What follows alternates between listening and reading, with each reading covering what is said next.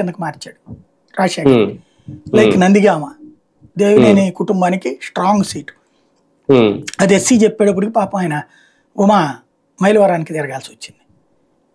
ఆ రోజు నుంచి అప్పటిదాకా 4-5 ట్రిప్స్ వాళ్ళ చేతిలో ఉన్న నియోజకవర్గం దెబ్బతిన్నారు.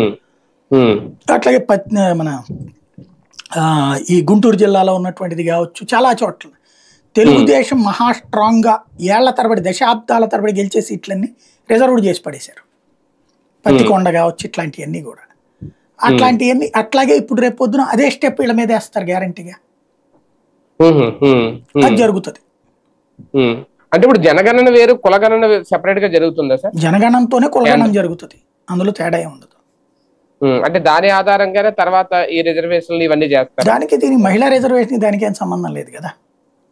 అంటే ఇది అయిన తర్వాత అది మొదలెడతారు అనేది అంటున్నారు కదా. 26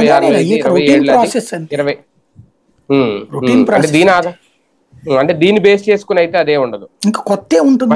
ఎప్పుడు వచ్చినా అదే రిజర్వేషన్ ఇంకా ఉండదు. టోటల్ గా 33% అంతే. సీట్లు పెరుగుతాయి కాబట్టి అంటే సీట్లు పెరుగుతాయి కాబట్టి 225 వస్తాయి దాదాపుగా. 225 వచ్చినప్పుడు 50 సీట్లు ఎక్స్ట్రా ఉంటాయి అన్నమాట. అదే అంటున్నాను, అంటే మహిళలకు ఇప్పుడు అవకాశాలు పెరిగినా సీట్లు పెరగడం వల్ల బ్యాలెన్స్ సరిపోద్దా? దాని వల్ల ఇంకా ప్రాబ్లం ఏముంది, ఇంకా హ్యాపీ కదా, ప్రాబ్లం ఏమి ఉండదు. అంటే పునర్వర్గాల విభజన జరగకపోతే మాత్రం అప్పుడు ఇష్యూ ఉంటదేమో ఖచ్చితంగా. అప్పుడు నెక్ టు నెక్ ఫైట్ అవుతుంది. అంటే మహిళల సంఖ్య పెరుగుతుంది కదా అప్పుడు. అవును, మహిళల సంఖ్య పెరుగుతుంది కాబట్టి.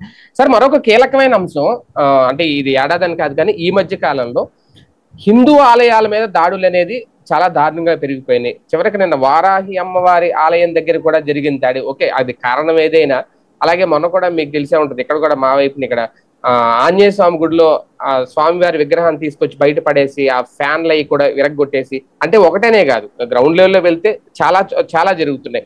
ఎందుకు హిందూ ఆలయాలు